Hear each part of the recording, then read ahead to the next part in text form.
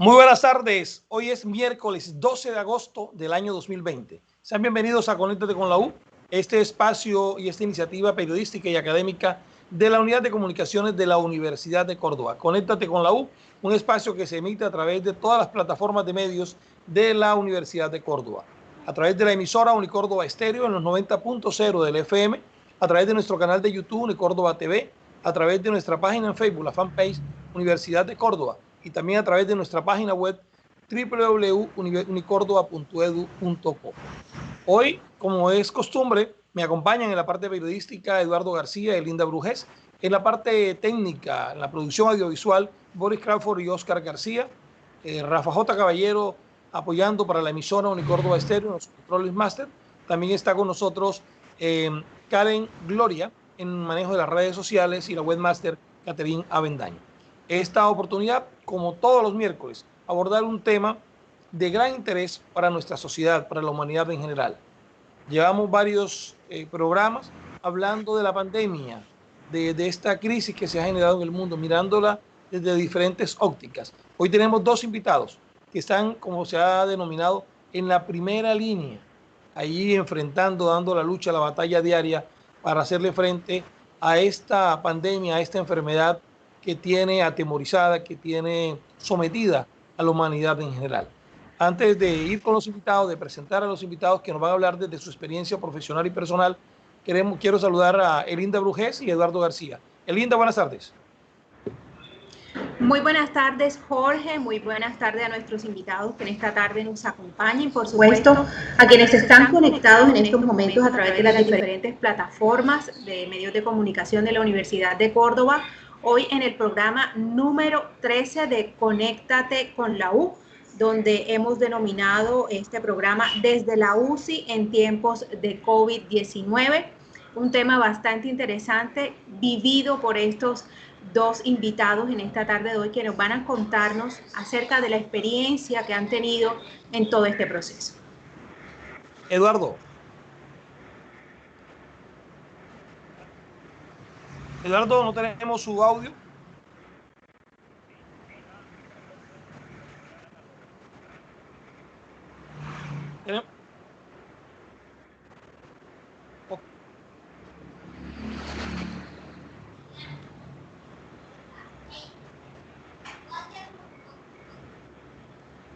Tenemos dificultades, Eduardo, con su audio. Vamos a revisarlo. Ahí va a estar Oscar coordinando la parte de su audio. Hasta hace algunos minutos estaba perfecto, pero vamos a ajustarlo. Mientras tanto, quiero decirles a nuestra audiencia, a través de toda nuestra plataforma de medios, quiénes son nuestros invitados. Está Kevin Angulo Padilla, es enfermero profesional egresado de aquí de nuestra universidad, la Universidad de Córdoba, maestrante en enfermería de la Universidad de Cartagena, docente de nuestra institución y coordinador de enfermería de la Unidad de Cuidados Intensivos para Adultos de la Clínica Saima. Y además está con nosotros la doctora Sandra Iris Sánchez Mejía. Ella es anestesióloga, subespecialista en anestesiología cardiovascular, con amplia experiencia en el cuidado prioritario cardiovascular en salas de cirugía, unidad de cuidados intensivos y en laboratorio de hemodinamia para pacientes adultos y pediátricos. Ella está vinculada actualmente a la Clínica Cardiovascular del Caribe, también a la clínica, a las dos clínicas. Les agradecemos la oportunidad, el apoyo para que se hiciera posible tener a estos dos importantes invitados esta tarde con nosotros. Quiero saludar a la doctora Sandra. Buenas tardes, bienvenida a Conéctate con la U. Gracias por aceptar esta invitación. Buenas tardes, Jorge. Gracias a ustedes por la invitación y pues espero poderles colaborar en todo lo que necesiten. Jefe Kevin, buenas tardes, bienvenido. Buenas tardes, Jorge, para el resto de la producción y de los clientes que están conectados con nosotros. Un placer estar aquí y poder compartir este espacio con ustedes. Bueno, doctora Sandra, inicialmente, después vamos también con el jefe Kevin. Usted viene trabajando también en la unidad de cuidados intensivos. ¿Cómo ha cambiado su día a día profesional desde que empezó esta pandemia? Pues ha habido varias etapas. Inicialmente pues hubo una etapa de preparación cuando se declaró la pandemia a nivel mundial por la OMS. Y en esa etapa de preparación, pues empezamos a estudiar de una enfermedad nueva que nadie conocía y que muy probablemente iba a llegar a nuestro país con unas condiciones muy distintas a las que inicialmente vimos en países desarrollados, en países con sistemas de salud muy avanzados, y que obviamente para nuestro país pues había que hacer un ajuste importante durante ese proceso. Ese proceso de preparación duró más o menos como hasta mayo, junio. Mientras tanto, pues yo seguí en mis actividades como anestesióloga, y ya para el mes de junio en adelante, debido a la alta afluencia de pacientes, pues ya fue imposible continuar con el área quirúrgica, y ahora me desempeño en la unidad de cuidado intensivo apoyando al grupo intensivista de la clínica. Entonces, pues el cambio fue dramático, de una sala de cirugía que a veces se vuelve una UCI, generalmente porque es una anestesia de alta complejidad, a el manejo de pacientes en la unidad de cuidado intensivo. Yo me enfrento a un solo paciente diariamente o a la vez. En este momento puedo tener a cargo hasta 15 pacientes simultáneamente, entonces pues el cambio sí es bastante significativo. ¿Cómo está la UCI de la clínica cardiovascular en estos momentos en cuanto a ocupación? Está prácticamente llena, está en un 100% de ocupación, todas las camas están ocupadas. Muy bien. Jefe Kevin, usted enfermero, a veces cuando uno habla de la pandemia, de la UCI, se detiene uno a hablar específicamente solamente con especialistas, con los médicos, y descuida o olvida un poco esa labor tan importante que brindan los enfermeros, las enfermeras que están ahí todos los días al lado de los pacientes, y mucho más en una unidad de cuidados intensivos. La experiencia profesional suya como coordinador de UCI en la clínica Saima, ¿cómo ha cambiado desde que surgió la pandemia? Jorge, realmente esto ha sido algo difícil. Realmente yo me he desempeñado todo el tiempo en la unidad de cuidados intensivos.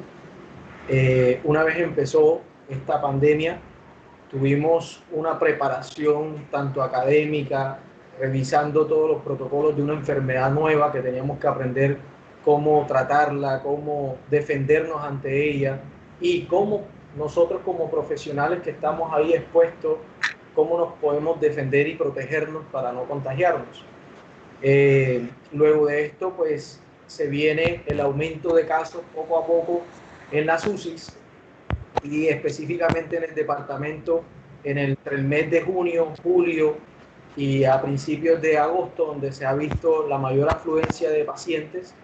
Esto realmente cambió mucho nuestro diario vivir, a hacer jornadas de trabajo extenuantes, jornadas de trabajo donde el comer, el descansar quedaba en un segundo plano, puesto la cantidad de pacientes que estaban llegando y la cantidad de ocupaciones y actividades que estaban a nuestro cargo y nuestra labor eran bastantes. Entonces esto de verdad que nos ha cambiado nuestro diario vivir en todos los aspectos, pero estamos al frente de la batalla, y como enfermeros estamos la mayor parte del tiempo expuestos, ¿sí?, al cuidado del paciente. Pues digamos que no discrimino ni saco otras profesiones que están dentro, igual todos estamos en riesgo, pero los enfermeros estamos al contacto estrecho y más cercano al paciente durante toda la atención en el que está hospitalizado en las unidades de cuidado intensivo. Entonces, realmente esto es... Siga. En estos momentos la unidad de cuidado intensivo está dividida, como bien lo decía. Tuvimos una preparación donde separamos los pacientes COVID de los no COVID, como plan de extensión, y obviamente por bioseguridad los pacientes que no tenían esta patología se separaron en áreas distintas. Actualmente la UCI COVID para pacientes respiratorios está en un 68% de ocupación, y la UCI general está al 100%. Pero ustedes dirán, pero ¿Cómo así que está invertida hoy? Esto ha sido poco a poco que se ha venido dando, pues hace una semana la ocupación se mantuvo por el 100% y el número de camas para los pacientes no COVID se redujeron bastante y ahí quedaron solamente pacientes de larga estancia crónicos que están actualmente hospitalizados en esta área no COVID. Por eso esa paradoja de decir, bueno, hoy estamos a una ocupación 100% en los no COVID y un 68% en los pacientes respiratorios, que en esta semana se ha empezado a ver un poco, digamos, a disminuir esa afluencia de pacientes masivas que había hace 15, 20 días, y eso ha empezado a mejorar un poco. Bueno, eso es una noticia todavía dramática, pero un poco más alentadora de lo que venía pasando en nuestro departamento. Hoy se registra por parte del Instituto Nacional de Salud 364 fallecimientos por COVID en el país y 12.066 casos de nuevos contagios a nivel nacional. Cifras que siguen siendo muy altas. Creo que la cifra de muertos por COVID es histórica desde que empezó la pandemia. En el caso de Colombia, 364. Eduardo, ahora sí podemos ya entrar con usted y para que entre en ese diálogo con los invitados.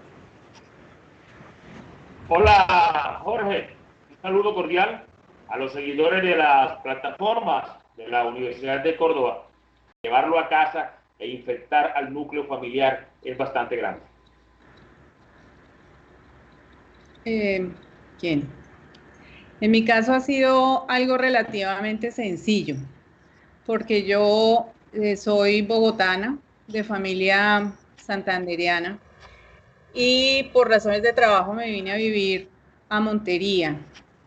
Entonces la pandemia me ubicó en un aislamiento forzado desde el comienzo, y eso pues ha sido una bendición para mi familia, porque no tengo afortunadamente la posibilidad de contaminar a ninguno de ellos, ni a mis papás, ni a mis hermanos.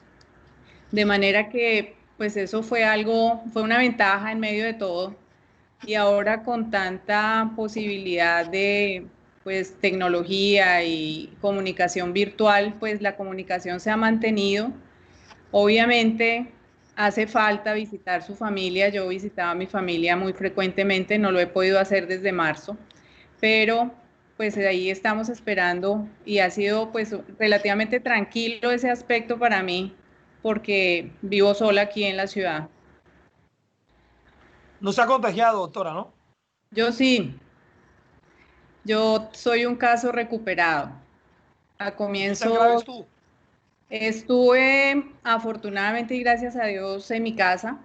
Tuve una conversión de pruebas a comienzos del mes de julio, y eso también fue afortunado porque fue justo antes del inicio del pico en la ciudad. Entonces, pues aunque hay muchas dudas en relación con la inmunidad, prefiero pensar que haber estado expuesto a la infección me da ventajas ahora que tengo que enfrentar pacientes que están agudamente enfermos y que están muy críticos en la unidad de cuidado intensivo. Jefe Kevin, la pregunta que hacía Eduardo. Bueno, en estos momentos el ámbito familiar, creo que para que trabajamos en el área de la salud, nos ha tocado distanciarnos de nuestros seres queridos. He visto colegas, en mi caso, pues primeramente, en mi caso, pues me tuve que alejar de mis padres que están en una edad de riesgo, vivir separado de ellos y alejado de, obviamente, de los otros miembros, no haciendo visitas ni recibiéndolas tampoco. Por el tema de que nosotros estamos en mayor riesgo al estar en primera línea de atención a estos pacientes. En el área de otros colegas y compañeros de trabajo que también se han visto afectados por esta medida de separarse de sus hijos, niños pequeños, madres separándose de sus niños, es un poco doloroso. Y creo que este punto de familiar, tanto para el trabajador de la salud, es muy doloroso como para el proceso de la atención de los pacientes. Entonces sí, ha sido un poco difícil el tema familiar para todos los que trabajamos en esta área. Usted no se ha contagiado, no ha salido positivo. Pues en estos momentos no tengo confirmado una PCR, he pasado las 3 virosis, no sé la verdad si eso fue coronavirus o no, tuve síntomas respiratorios, acudí a la urgencia. Pasó con esa vez que la muestra salió no conforme, como ha pasado mucho en el departamento, que las muestras se han dañado y pues a saber por qué la muestra no salió conforme y no me pudieron, digamos, diagnosticar, pero eso fueron 2-3 días, digamos, que me sentí un poco de malestar. Luego me sentí súper bien, regresé al trabajo y pues hasta ahora me siento bien. Creo que no he pasado COVID, pero yo espero de que sí, por lo menos asintomático o leve. Y está viviendo ahora, me decía que se ha distanciado de los papás, ¿está viviendo dónde? ¿O está en su casa aparte de sus papás? Aparte, estoy aparte en un apartamento, pues no tengo contacto con ellos, evito el contacto con cualquier familiar, sabiendo de que estoy en la primera línea, de que estoy en una edad donde se disminuyen los riesgos de que aparezcan síntomas, por lo tanto yo puedo ser un asintomático que puedo estar transmitiendo el virus y por protección a ellos, ¿sí? Evitamos los contactos. Qué linda. Bueno, sí, yo quería preguntarles, bueno, en ese día a día que ustedes viven en UCI, ¿cómo es un día en UCI ahora con tantos pacientes en estados delicados? Incluso la UCI se ha convertido en un privilegio porque no hay camas para atender a tantos pacientes contagiados. ¿Cómo es un día a día en la UCI ahora mismo? ¿Atienden un paciente, cogen otro? ¿Cómo es esa dinámica allí? Y por supuesto, ¿cómo hacen para mantener la conexión entre el paciente y su familia? Bueno, en el caso de la clínica, pues ha sido un poco difícil esa parte de la comunicación, eh, porque los pacientes tienen que estar aislados. Entonces, lo que se hace es hacer una revista, digamos, el que está de turno hace la revista en la mañana, hacia el mediodía ya se tiene una idea de cómo amaneció el paciente. Se hace una llamada telefónica al contacto que haya dejado pues el paciente en su ingreso y se le da una información acerca de cómo está.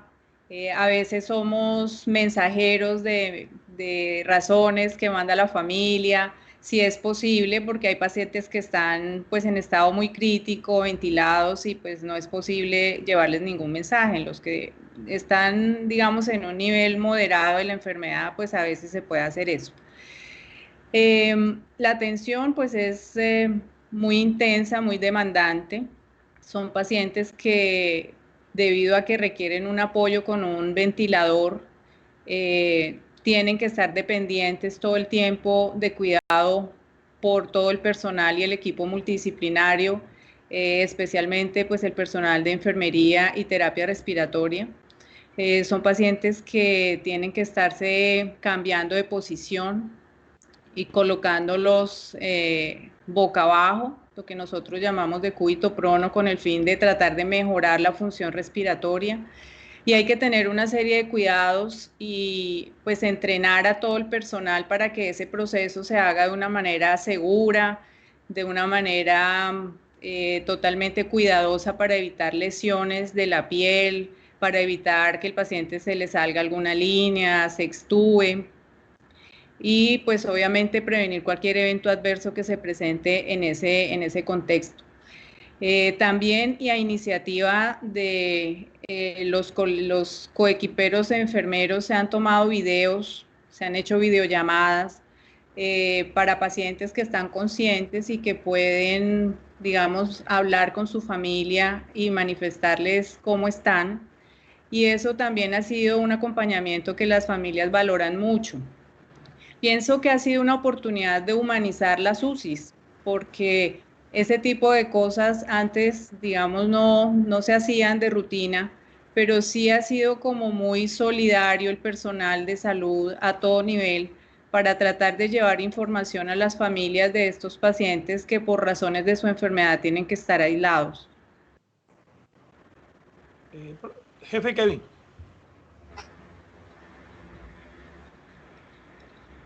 Pues en el tema de ¿cómo es la jornada de trabajo? Puedo decir que la podemos dividir en esa parte física y emocional. Pues en esa parte física, obviamente por la gran demanda de cuidados y de seguimiento y vigilancia que requieren estos pacientes, son jornadas de trabajo bastante pesadas, en las cuales la doctora ahorita, como explicaba, hay que hacer maniobras de terapia como cambios de posición de cúbito prono, en la cual eso requiere de esfuerzo físico y constantemente estamos atendiendo hoy uno y otro paciente y eso genera bastante desgaste físico.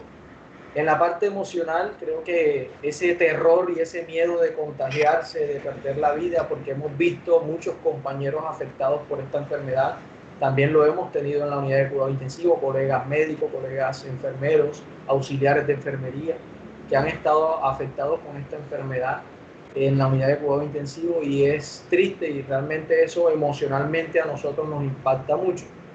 Como estrategias de humanización, yo creo que desde antes de la pandemia ya hablábamos de este punto importante en la atención en salud, que es humanización, que es humanizar la atención.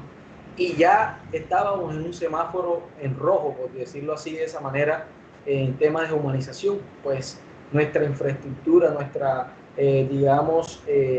forma de atender y hacer muchas cosas dentro de la atención de los pacientes y el sistema al cual estamos amarrados, no permitía que esa atención fuera 100%, digamos, humanizada, y se tenía que hacer de capacitaciones. De hecho, las clínicas estaban pidiendo un certificado de humanización para poder laborar y todas esas cosas, porque ya esto viene desde antes. Se viene la pandemia, nos cambia la vida, se viene una tragedia, digamos, en términos de sociales y de salud pública, que también nos arrincona y hace ver aún más esas decadencias de la atención humanizada. ¿Por qué? Cuando tenemos un paciente que pierde el contacto con el familiar, ya hay, pues, digamos que la posibilidad de brindar humanización es muy poca. Pues digamos que el sufrimiento, el desgaste emocional que genera tanto para el paciente como para la familia va a ser muy poca. Sin embargo, lo que hemos adoptado como estrategias y retos de humanización en medio de la pandemia es la comunicación a través de medios audiovisuales como el celular, como videollamadas entre el paciente que está consciente y su familiar, y se puedan comunicar en visitas, digámoslo de esa manera, virtuales. Y además en esos pacientes que no se pueden comunicar, que están intubados, que están inconscientes, relajados o sedados, estos pacientes se les hacen unos videos y se les envía a la familia explicándoles el estado de salud en que se encuentran. Es una de las estrategias que hemos utilizado para tratar de no perder ese vínculo de comunicación y contacto entre familiares, que realmente esto es lo más doloroso, entre otras cosas, en lo que uno puede ver en la atención de estos pacientes. Muy bien, nos está retransmitiendo a partir de este momento el diario digital La Razón, medio aliado que a esta hora también está llevando a sus seguidores esta transmisión. Le pregunto a los dos, quiero empezar con el jefe Kevin. Me imagino que les ha tocado ver muchos pacientes morir en sus manos ahí en la UCI. ¿Cuántos recuerdan y cuál de ellos le ha generado el mayor impacto? ¿Por qué motivo? Muy bien, Jorge. Creo que es una de las preguntas de las cuales genera más dolor dentro de nuestra profesión ver tantas personas morir. Realmente una cifra del número de muertos que haya visto alrededor de estos 5 meses que llevamos de pandemia, son mucho más de 40 o 50 personas. Realmente no puedo darte una cifra, pero son muchísimos los muertos que se han podido, he podido vivir y he podido ver.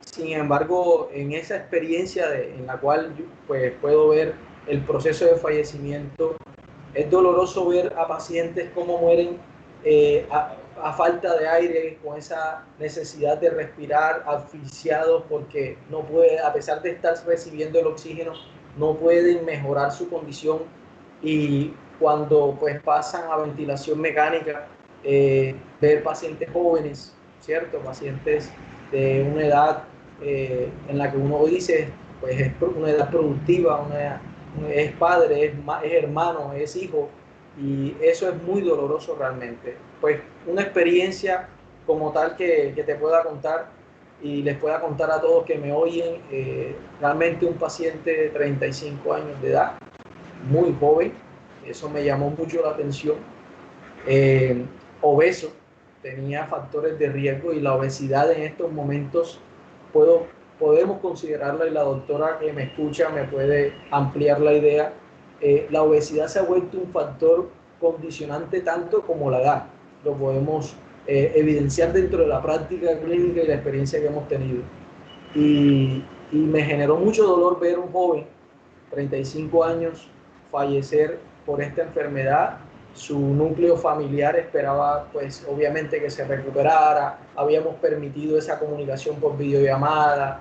Había visto cómo los familiares se comunicaban con él, mandaban mensajes y luego ver cómo ese paciente poco a poco va cayendo en una falla multiorgánica, en daños metabólicos, fisiológicos que van provocando la muerte y se va complicando al fin de perder la vida, es bastante doloroso. Doctora, su experiencia, que ha muerto en la UCI donde usted ha estado trabajando y un caso que la haya marcado en esos días. Pues la verdad, en lo que nosotros llevamos atendiendo pacientes COVID, hemos perdido un paciente. Como usted sabe, en la ciudad se estableció un plan de emergencia y en ese plan de emergencia pues hay diferentes instituciones que entraron a participar en el proceso en diferente orden. Clínica cardiovascular estaba como entre la mitad y el final de las instituciones donde podían llegar pacientes, de manera que a nosotros el pico nos llegó hace unas 2 o 3 semanas, más o menos. Y por esa razón hemos atendido menos pacientes con el diagnóstico de COVID. Sin embargo, pues en ese proceso hemos perdido una paciente y me acuerdo mucho de ella en el sentido que ella llegó extubada, estuvo varios días sin necesidad de ventilación mecánica y algún día llamó al auxiliar y le dijo que ella quería escribir una carta a su familia. Entonces le dictó una carta a su familia por si ocurría el evento de la muerte durante ese proceso. Y efectivamente la señora, a pesar de que la intubamos, se hizo todo el manejo convencional, en fin, pasada más o menos una semana después de estar intubada, la señora falleció. Y todos quedamos muy impresionados porque pues al inicio nadie se imaginó que fuera una persona que iba a fallecer, porque el curso de la enfermedad es así. Los pacientes llegan a veces con unas radiografías donde se muestra un compromiso muy severo, el paciente no tiene una dificultad respiratoria muy significativa, pero en el proceso de su enfermedad se van comprometiendo cada vez más hasta que requieren la asistencia ventilatoria. Y ahí es cuando empiezan a ocurrir todas las complicaciones que pueden llevarlos a la muerte. Entonces, esa señora me dejó marcada porque de alguna manera pareciera como que ella sabía qué iba a pasar. Y bueno, los familiares recibieron la carta que ella había dejado escrita. ¿Usted no alcanzó a leerla? ¿Era una despedida? Era una despedida. Jorge. Era una despedida diciéndoles que bueno, que lo lamentaba, que ella no esperaba haberse contagiado, que si llegaban a leer la carta era porque pues ella había fallecido y les daba algunas recomendaciones con los hermanos y demás cosas para cuando ella no estuviera. Bien. Eduardo. Jorge, este tema de la carta que nos está relatando la doctora Sandra Sánchez Mejía, pues me conduce a una pregunta, doctora Sandra y Kevin, también nuestro otro invitado. ¿En algún momento se convierten en amigos algunos pacientes COVID allí dentro de la UCI? ¿Hay espacio con ellos para intercambiar experiencias, aunque sea con la distancia y el protocolo de una careta, de unos guantes, de un uniforme? ¿Y qué palabras de un paciente? Ya usted nos decía, nos aportaba el ejemplo de la carta, pero ¿qué palabras de un paciente en específico les han marcado?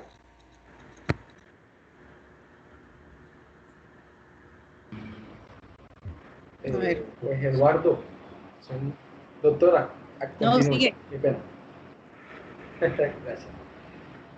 Pues Eduardo, realmente son muchas esas experiencias dolorosas y con mis palabras, pues creo que la mayoría de los pacientes que están conscientes, que llegan conscientes y se complica y después requieren ventilación mecánica, ellos expresan en ese momento que están complicados, escuchando viendo luces, escuchando las alarmas del monitor, del ventilador mecánico, el oxígeno que se tiene que aumentar. El paciente expresa: no me dejen morir, estoy mal, doctora o equipo de salud, ayuda. O sea, ver esas palabras de los pacientes es muy doloroso y lo he podido ver en la experiencia que he tenido allá en la UCI. Pues en mi caso la interacción con los pacientes es continua.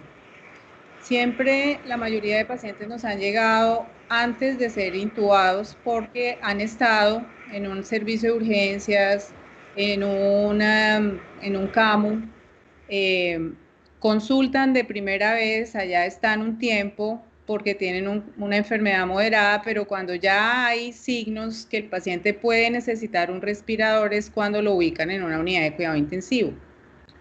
A todos los saludo por el nombre, trato de interrogarlos en la medida de lo posible, preguntándoles sobre su familia, sobre su ocupación y explicándoles que en algún momento pueden necesitar un ventilador, un respirador con el fin de salvarles la vida. Ya cuando se da el proceso de extubación, de igual manera, pues se hace una interacción y se establece un vínculo, a mi modo de ver, bastante fuerte con cada paciente, porque pues yo hago turnos prácticamente todos los días, entonces yo llego por las noches, a todos los saludo por su nombre, cómo están, pues los que están despiertos, y trato como de darles ánimo para que tengan, digamos, una esperanza o se motiven para salir de la clínica y que piensen en qué van a hacer cuando estén afuera.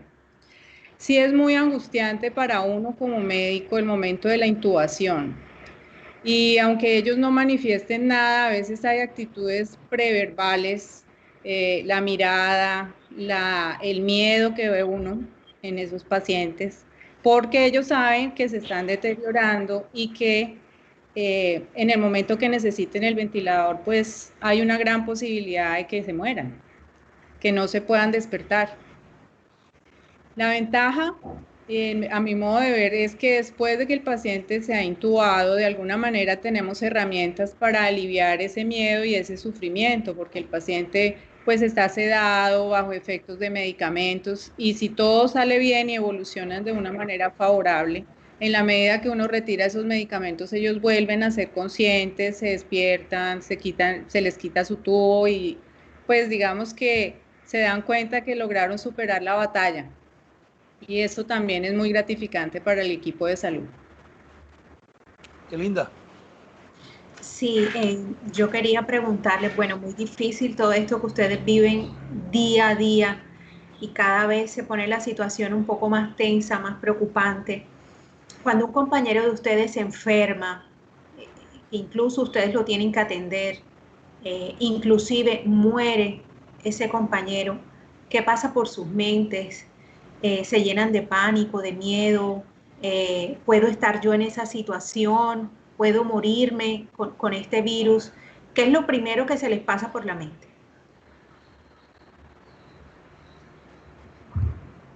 El miedo es algo que está todo el tiempo y que ha estado desde esas imágenes que todos vimos del primer médico que alertó sobre un virus nuevo en China. Ese médico falleció, era un médico que no era gordo, que era joven, pero que por su condición y su exposición tuvo ese destino de fallecer por la enfermedad y alertar al mundo en relación con el virus que había aparecido en China en el mes de diciembre del año pasado. Ese temor existe y yo creo que todos nos vemos enfrentados a esos en diferentes etapas. Es importante pues tratar de fomentar en el equipo de salud el autocuidado. No nos vacuna 100% porque si existiera, digamos, la palabra no nos protege, sería más adecuada. 100%, sin embargo, pienso que si uno tiene temor, ese miedo puede llevarlo a cometer errores y a pensar de una manera de pronto a veces acelerada, equivocada y poderse exponer de una manera inapropiada al contagio. Entonces, desde mi punto de vista, sí trato de infundirle a mi equipo mucha tranquilidad, de capacitarlo en la medida de lo posible. Si veo que de pronto hay alguna acción o alguna situación en la que se exponen, llamarlo y decirle, mira, esto lo podemos hacer de otra manera, trata de evitar eso, en fin. Tener siempre los elementos de protección personal y no presionarlos para que hagan las cosas independientemente de la urgencia. A veces hay situaciones que se deben manejar con mucha claridad mental, donde el afán lo único que puede ocasionar es problemas. Y pues si he tenido algún compañero enfermo, sí, realmente no fue un compañero, fue el esposo de alguien muy cercano de mi equipo de cirugía. Y pues la participación con él fue importante porque él estuvo en su casa y pues tuve la oportunidad como de colaborar en esa recuperación tratando de pues evitar que progresara a una forma severa de la enfermedad. Entonces, pues sí, es como una sensación de solidaridad con cualquiera que tiene síntomas, preguntándole si se siente bien, cómo amaneció, si está aislado, llamarlo, mandarle un mensaje. Siempre, así ellos no puedan responder los mensajes, es importante para la gente sentir que está haciendo falta y que alguien se preocupa por él. Entonces, pues eso también me parece importante que entre nosotros mismos nos demos como ese ánimo para salir adelante de toda esta situación y pues esperarlo cuando ya esté fuera del aislamiento.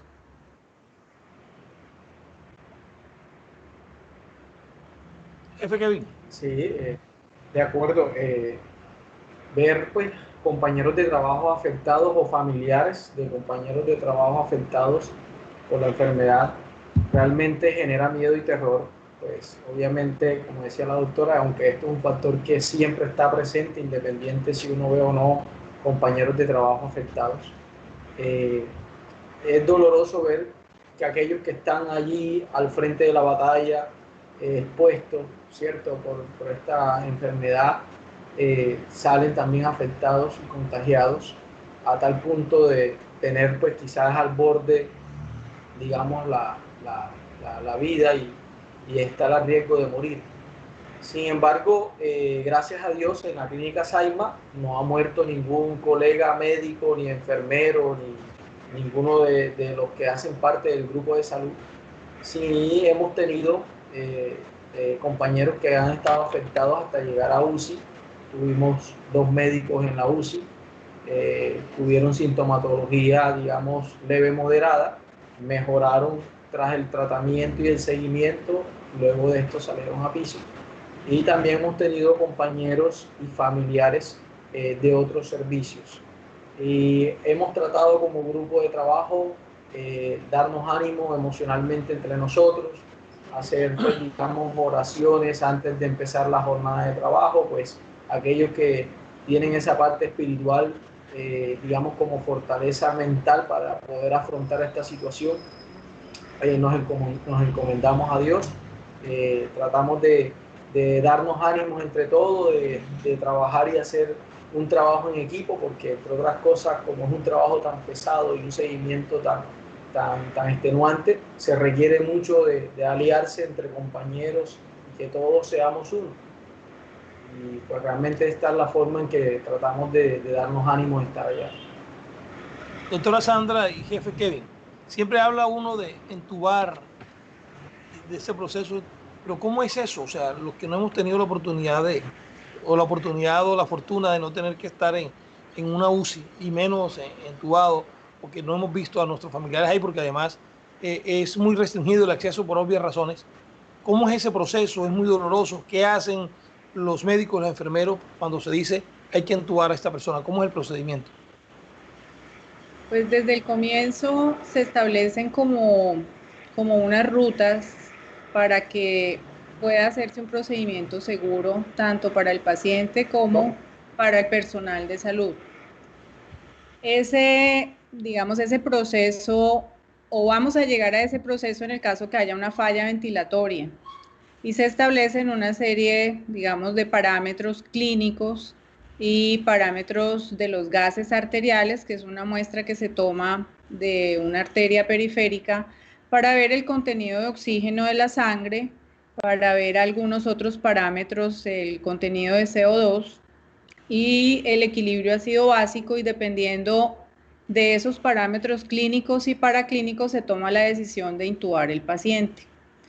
Una vez que se toma esa decisión, pues ya hay como un protocolo establecido para hacerle el procedimiento, que consiste básicamente en colocar un tubo por la boca que va a la vía aérea, específicamente se ubica en la tráquea, y a través de ese tubo, digamos, ese tubo va a ser la conexión entre los pulmones del paciente y un ventilador mecánico. Ese tubo se fija, se coloca en un valor especial, se verifica mediante pruebas clínicas y una radiografía de tórax, y pues se toman todos los cuidados porque de ese tubo depende la vida del paciente. Para poderlo colocar es un procedimiento muy similar a cuando se utiliza la anestesia general, y de hecho es la razón por la que en este momento yo sé que pues han escuchado que hay desabastecimiento de medicamentos anestésicos, porque se utilizan los mismos medicamentos que se utilizan en anestesia para darle inconsciencia al paciente, para evitar que respire o que vaya a toser o a pujar durante el procedimiento, porque es una situación que puede generar aerosoles y aumentar el riesgo para el personal de salud. Y posterior a eso, pues se debe colocar en una infusión continua que llamamos, o sea, administrarlo todo el tiempo, las 24 horas mientras el paciente esté con el tubo, medicamentos para que esté dormido, en algunos casos para que no se mueva y esté paralizado totalmente porque hay un compromiso pulmonar muy severo, y pues en eso consiste el proceso de intubación.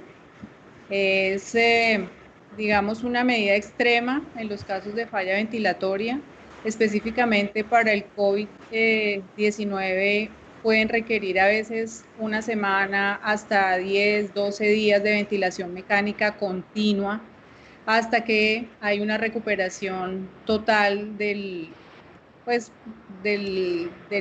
pulmón, o se establecen unos parámetros que le permiten a uno separar al ventilador del paciente y continuar con otras formas de administración de oxígeno que no requieren una forma invasiva. Kevin, jefe Kevin, hay unos casos en el que tienen que abrirle parte de aquí del cuello a la persona para entubarlo. Eso termina siendo muy doloroso, ¿no? De acuerdo. No, Jorge, eso que hablas se llama proceso de traqueostomía, un procedimiento que se hace en quirófano.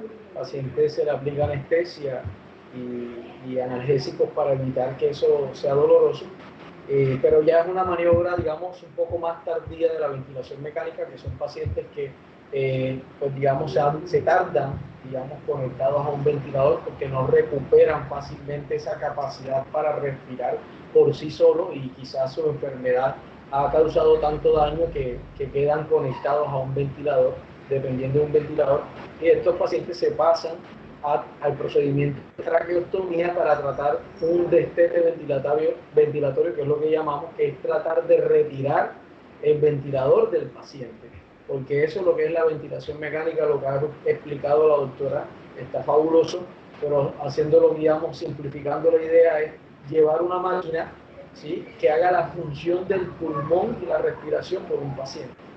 Y esto es, como ya bien lo decía, es una maniobra ya heroica, digamos, extrema, en la que ya tratamos de evitarla y eso es lo que ha salido publicado en los últimos estudios, que ya son, digamos, maniobras que se deben utilizar ya en casos extremos, pues hay que evitar la ventilación mecánica en estos pacientes que se sabe, hay un paciente que va a estar conectado en este ventilador, se va a extender hasta 2 o 3 semanas conectado a un ventilador y eso va a traer muchos problemas, que no solamente es retirarle el ventilador, después de eso quedan unos efectos, unos daños colaterales por esos medicamentos que ella comentaba, que son los relajantes, que son los sedantes, que van a disminuir la fuerza muscular, que van a hacer que esa pérdida del movimiento que va a tener ese paciente por mucho tiempo y ese esfuerzo respiratorio que se pierde, hace que pierdan mucho peso, que pierdan masa muscular, que pierdan la movilidad, y después viene una terapia de rehabilitación que es digamos que es lo heroico y lo fuerte que tenemos que trabajar en estos pacientes, que es recuperar nuevamente esa movilidad, esa fuerza, esa nutrición y optimizarla para que puedan salir adelante. Porque no es solamente quitar el ventilador, sino es todo el proceso que está alrededor de eso, que implica muchas cosas.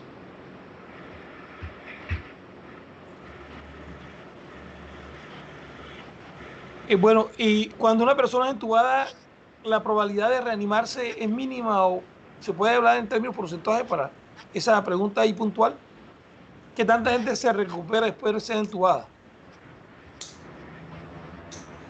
Pues eso va a depender de algunas escalas que se aplican de severidad. Indudablemente hay pacientes que tienen riesgo de no recuperarse y eso tiene que ver con todos los factores de riesgo que se mencionan diariamente en la televisión, ¿no? Que si es un paciente anciano, si es un paciente que ha sido fumador, si es un paciente con diabetes, hipertensión o enfermedad cardíaca, si hay alguna infección sobreagregada pulmonar, además de la infección por el virus SARS-CoV-2, o si hay algún tipo de enfermedad que afecte la inmunidad de esos pacientes, la desnutrición, por ejemplo, también afecta, pues son pacientes que de entrada van a tener una mortalidad que puede ser cercana al 85-90%. Entonces, digamos que en la medida que se van sumando cosas al estado clínico del paciente, la probabilidad de recuperarse, pues obviamente va a ser menor. Y eso pues va a depender de cada uno, es algo muy individual. De hecho, pues hay grupos de edad en los que la mortalidad es mayor del 80%, que son los mayores de 70 años, ¿no? Entonces, pues digamos que es muy individual para cada paciente dependiendo de condiciones muy particulares.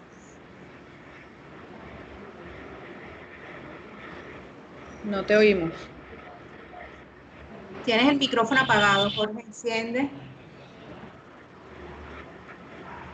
Jefe Kevin, le preguntaba que si quiere anotar algo adicional a lo que decía la doctora en cuanto a la mortalidad de las personas cuando ya están entubadas. Bueno, la mortalidad del paciente crítico oscila entre un 20 y 30% sin esta enfermedad de COVID. Ya es una mortalidad que está demostrada y es el promedio mundial, que puede oscilar, depende de las unidades coronarias, si es coronaria, si no es escéptica, si es de quemado, depende de la unidad de cuidado intensivo, pero está oscilando entre un 20 y 30% la mortalidad general. De estos pacientes con esta enfermedad COVID-19, que llegan a ventilación mecánica, como bien decía la doctora, es una mortalidad que está bastante alta, que se utilizan unas escalas que miden, ¿sí?, la disfunción multiorgánica y que nos dan una probabilidad de sobrevida, y eso estaría oscilando entre un 60 y 80% de mortalidad en estos pacientes con COVID-19, que es bastante alta. Perfecto. Bueno, también nos está retransmitiendo Canal Nortevisión a esta hora de la tarde. Conéctate con la U, también están allí Canal Nortevisión y la prensa, larazón.co. Eduardo y Elinda. Sí, yo quería preguntarles, bueno, cuando tienen un paciente crítico en UCI, que ustedes saben que las probabilidades de vida son muy, muy pocas, y de pronto ven resurgir ese paciente de un día para otro, evolucionando en su estado con las complejidades y las morbilidades que tenga. ¿Ustedes creen que pasan los milagros en las UCI? Yo creo que sí. Y eso es una lección de todos los días. Uno no puede prejuzgar a un paciente por su estado. Y a veces los pacientes que están como en el final de la vida son los que más le enseñan a uno, porque son los que se recuperan mejor. Eso me ha enseñado a mí que todos los pacientes hay que tratarlos como si se fueran a recuperar, hacer todo lo que esté humanamente posible, alentar al equipo, tratar de evitar complicaciones, no descartar a ningún paciente de ninguna manera hasta el final.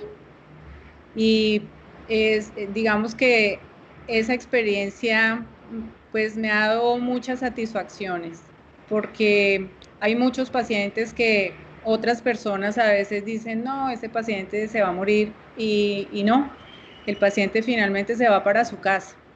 Son muchas las experiencias en las que nos ha pasado eso, precisamente por pensar que todos se merecen una atención excelente.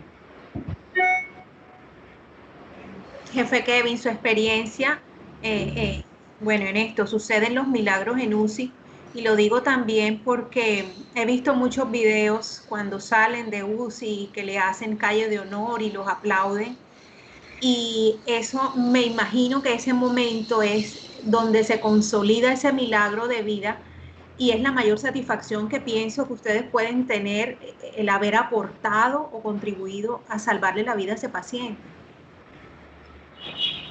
Absolutamente, Linda. Realmente es un momento en el que vemos que Dios ha sido fiel con esa persona, que es nuestro trabajo como equipo de trabajo, y estar allí vale la pena. Es un momento donde nos sentimos dichosos de ver cómo una persona que estuvo en un estado bastante grave, al borde de la muerte, se recupera y sale de la unidad. También pues hemos visto pues, casos, pacientes ancianos que se recuperan, pacientes jóvenes que se mueren. Esto es una enfermedad nueva. Digamos que no podríamos decir si hay una fuerza espiritual detrás de esto, pues muy probablemente sí la haya, porque no hay un tratamiento definitivo, no hay un medicamento todavía que salve la vida, que sea el salvador. No hay una terapia dirigida que puedan decirle a los médicos, esto es lo que usted debe usar para salvar la vida. Sí sabemos que desde la fisiopatología, que desde las etapas de la enfermedad se pueden mejorar los pronósticos, pero todavía a la luz no hay una cura, ni tampoco tenemos vacuna.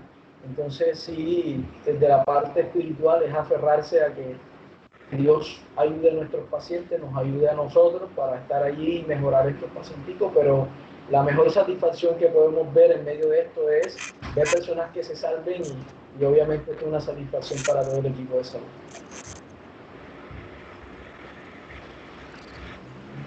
Eduardo. Permítame preguntarle, Jorge, a ambos, a la doctora Sandra y a Kevin, nuestro egresado, ¿qué sentimientos invaden sus mentes cuando alguien necesita como una UCI por las circunstancias y la complejidad del momento, no hay forma de ayudarlo? Una inmensa tristeza. Muy bien. Una inmensa tristeza porque uno sabe que la enfermedad es algo temporal, y aunque algunos indefectiblemente van a morir, quisiera uno que todos tuvieran la igualdad de tener las mismas condiciones y poder acceder a un servicio que muy probablemente le va a salvar la vida. Una inmensa preocupación también por la posibilidad que esa persona que no puede acceder a una UCI pueda ser alguien conocido, pueda ser un amigo, pueda ser un familiar. Uno quisiera que en donde quiera que esté su familia haya una persona que la pueda atender y que la atienda con amor, con las cosas que se necesitan.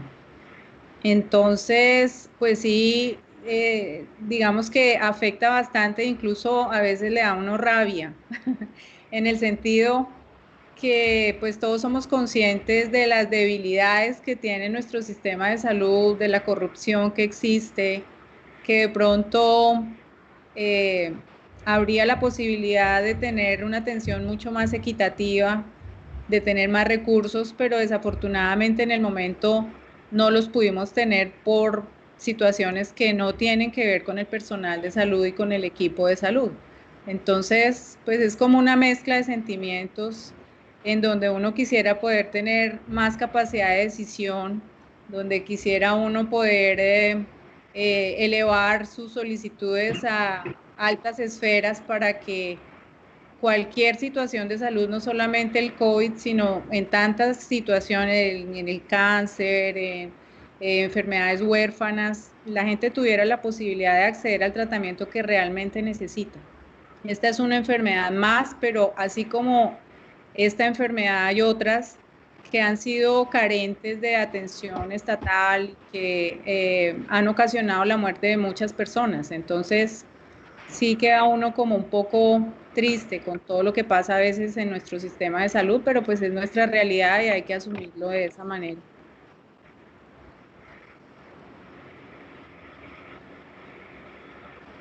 Jefe Kevin.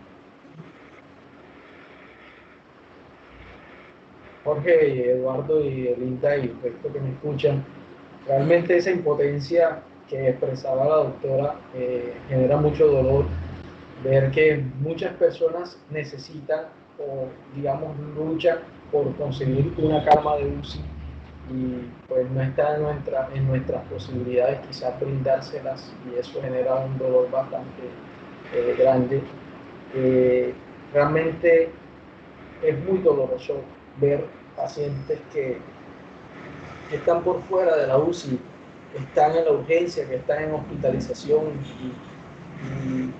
y que se están asfixiando, que requieren un ventilador, que requieren una terapia intensiva para poder tener posibilidades de salir adelante y que por factores diferentes, como decía la doctora, y que no derivan solamente y que no es la responsabilidad de una sola persona, duele mucho ver estos pacientes que no se benefician de una UCI. A esto recuerdo y traigo a colisión una experiencia, Eduardo, que preguntabas de eso, una vez hace unos 15, 20 días, donde tuvimos la mayor cantidad y afluencia de pacientes en las clínicas, en Clínica Saima, un día tuvimos 26 pacientes por fuera de UCI pidiendo una cama y nosotros teníamos la ocupación al 100%. En el momento, ese día que teníamos 26 pacientes por fuera necesitando una cama, en el momento un paciente falleció, desocupó una cama y ahí tocaba elegir qué paciente de esos 26 podían beneficiarse de esta terapia.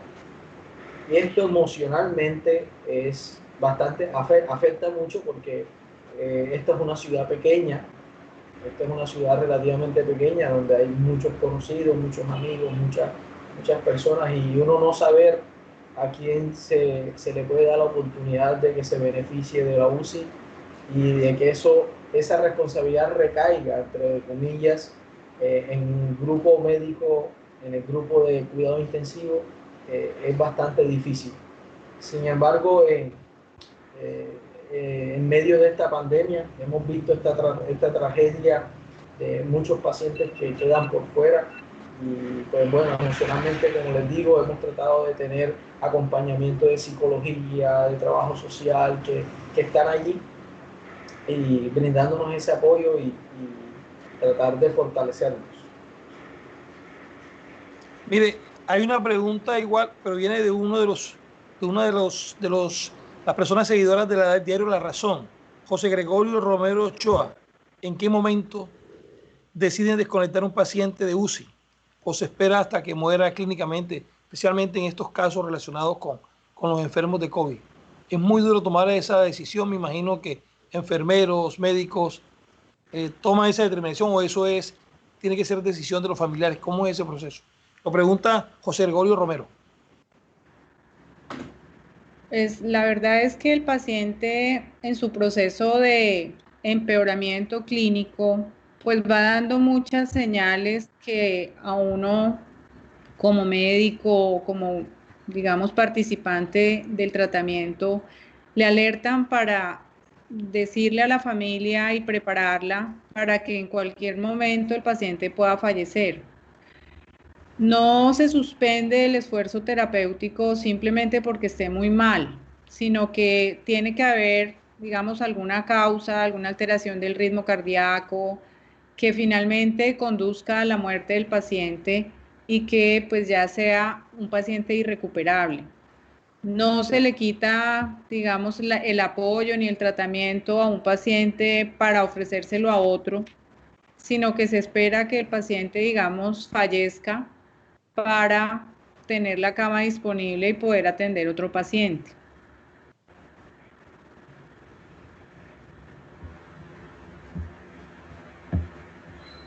Jefe. Muy bien, Jorge. Pues bien, Jorge, la pregunta que hace el amigo, también, aparte de lo que comentaba la doctora, hay algo que se llama limitación del esfuerzo terapéutico. La limitación del esfuerzo terapéutico se da en tres aspectos. En el momento en que se toma la decisión con el grupo familiar de explicarles el pronóstico, las posibilidades de sobrevida del paciente por la edad, por las comorbilidades, por las condiciones que está en el paciente, de decir, bueno, este paciente en caso de que haga un código azul o haga una parada cardiorrespiratoria, no se reanima. Eso es una decisión en la cual se le comenta al familiar, pero es una decisión que toma el equipo médico sabiendo, digamos, las probabilidades y posibilidades de vida que hay. En Colombia no se desconectan los pacientes, que esa es la otra medida que se llama retirada. Aquella es de soporte, en la cual se deja una meta, de allí no se sube ni se baja, se deja estable y si el paciente se puede recuperar, sale. Esa es otra que preguntaba la persona que hizo la pregunta, que si se desconectan, ese de retirada no lo hacemos en Colombia. Creo yo que ninguna UCI aquí en Colombia la hace porque, entre otras cosas, la legislación colombiana no lo permite. Un médico que, digamos, apague un ventilador o apague medicamentos, pues puede estar implicado Homicidio. legalmente en proceso. Es correcto. Digamos que se puede entender de esa manera, ¿sí? Entonces, no creo que en una UCI en Colombia lo hagan, aunque en el exterior se hace. Y una tercera, que es la no reanimación, que es, bueno, se dejan el soporte que tiene, ese es el de soporte, el de retirada y el de no reanimación y no intubación, que es una decisión, como le digo, se le da a conocer al familiar, se le explica el pronóstico, se le dice la edad, se le dice todo esto, se trata de hacer una buena comunicación, a pesar de que en este país es algo difícil también y socialmente es algo difícil entender estas cosas, además porque hay un aspecto bioético, un aspecto religioso detrás de esto también. Es difícil. A la luz de la pandemia, esto tocó hacerlo a nivel general en todo el mundo. Digamos de esa manera que tocaba limitar los esfuerzos por soporte de esos pacientes que ya estaban al límite, muy críticos, que tenían poca probabilidad de recuperación.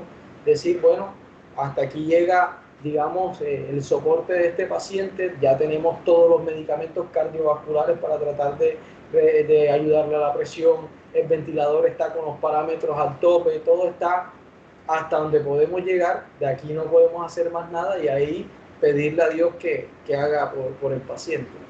Entonces esto tocó hacer en muchos pacientes en los cuales ya se decidía no reanimar, no intubar, o en lo cual el familiar estaba de acuerdo para poder, entre comillas, beneficiar, porque es difícil hablar en estos términos, pero hay que decirlo muy claramente para que otros pacientes se pudieran beneficiar de la UCI y de la cama de UCI. Linda. Sí, yo quisiera que Jorge, ustedes... permítame. Adelante, Linda. Sí, yo quisiera saber qué recomendaciones le dan a la comunidad, pues a nosotros, a quienes están conectados en estos momentos, sobre medidas de cuidado, cómo hay que cuidarse, en qué hay que hacer más énfasis, ustedes que están en esa primera línea de batalla, y que bueno, cualquier descuido es fundamental aquí uno para contagiarse de cualquier manera. Entonces, denos unas pequeñas recomendaciones, así que la gente necesite saber, escuchar, bueno, para tenerlas en cuenta. Y sobre todo que han conocido lo que sufre un paciente cuando llega a una UCI por COVID. De pronto creo que contarle un poco a la gente el drama puede generar que la gente se concientice de que realmente hay que tomar medidas porque el COVID es una realidad y una realidad desastrosa. Bueno, las recomendaciones son varias. La primera es pues lo que se recomienda en la televisión, el uso del tapabocas, saber utilizar el tapabocas, el distanciamiento social en todas las actividades, tanto en el hogar como en el trabajo si tienen que trabajar, evitar salir si no tienen que hacerlo y fortalecer mucho el tema del lavado de manos. Hay una cuarta recomendación que yo haría y me parece súper importante porque es tal vez lo que ha condicionado una mayor mortalidad en nuestro país y es que a pesar de tener síntomas, las personas no consultan a tiempo. Entonces, a mí sí me parece que ha faltado un poco incentivar la consulta oportuna de los pacientes y eso pues se puede hacer de una manera muy sencilla. Lo pueden hacer ellos en su casa, el hecho de que tengan una frecuencia respiratoria mayor de 30, es decir, las veces que respira una persona en un minuto, mayor de 30 por minuto. Que se note que está asfixiado o que haciendo actividades mínimas le ocasione algún tipo de dificultad para respirar. Son signos ya tardíos, ominosos para consultar. Entonces, antes que eso suceda, es preferible que el paciente o haga una consulta telefónica con su EPS si la tiene, o vaya a un servicio de urgencias y que en el servicio de urgencias lo direccionen para que se evite una complicación que pueda ocasionar la muerte del paciente. Indudablemente todo el núcleo familiar se tiene que aislar después de eso, pero sí me parece muy importante el tema de los signos de alarma, y esos signos de alarma no son complicados, pero pueden salvar muchas vidas.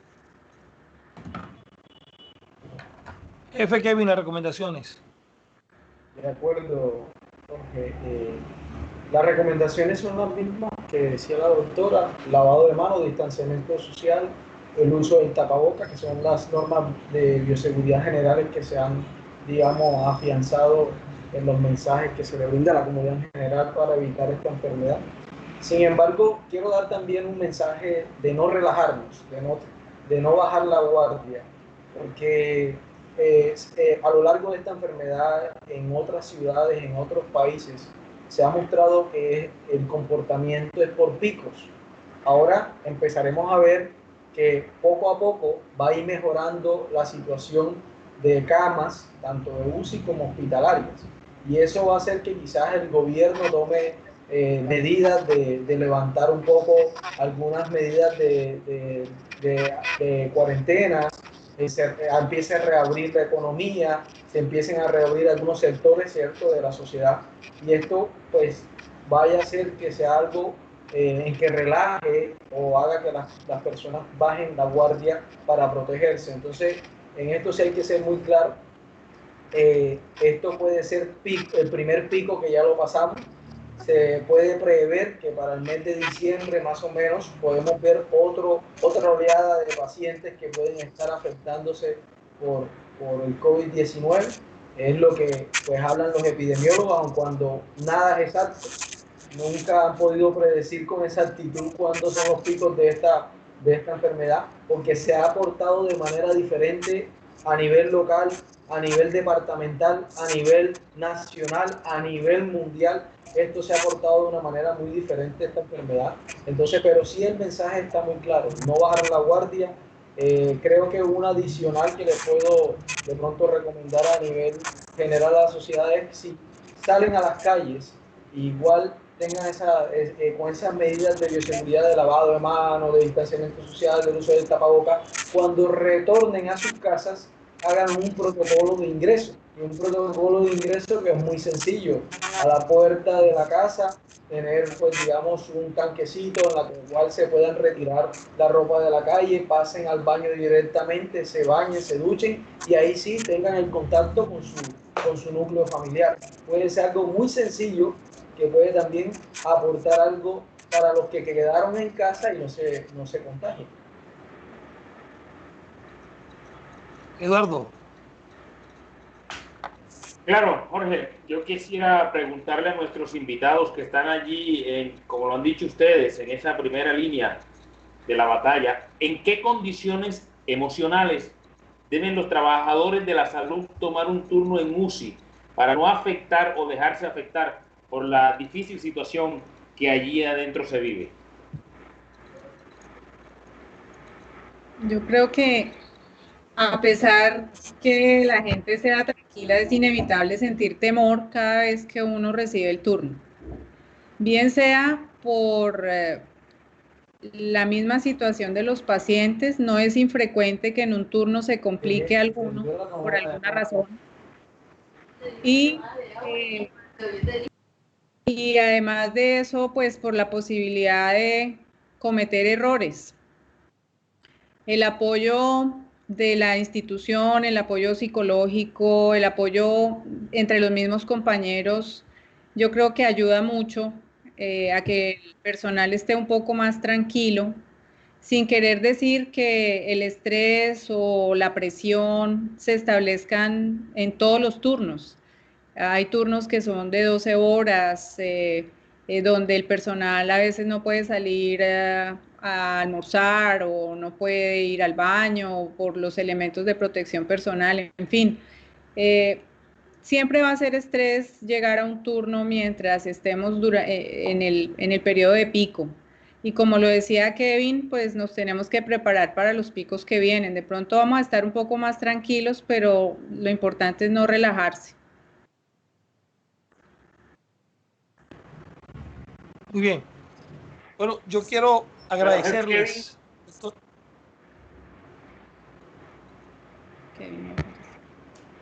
Sí, Eduardo, emocionalmente tenemos que estar muy fuertes, darnos apoyo entre todos, que realmente estar allá y ver tantas situaciones difíciles hace que en cualquier momento cualquier profesional se quiebre emocionalmente.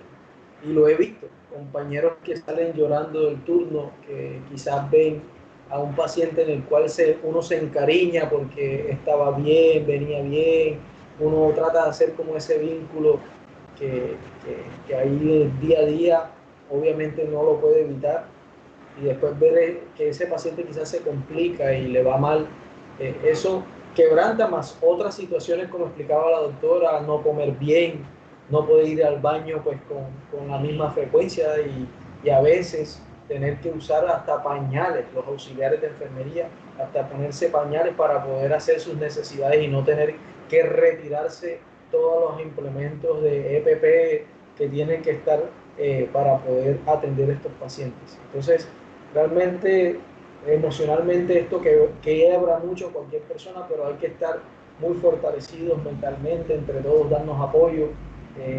Constantemente también la clínica hace grupos de oraciones, nos coloca la psicóloga que hable con nosotros, tratamos de no descuidar esa parte humana, porque igual todos no somos robots, no somos unos objetos que estamos ahí y sentimos y vivimos lo que pasa en los pacientes, lo que pasa en las familias y los compañeros de trabajo que se han afectado con esto.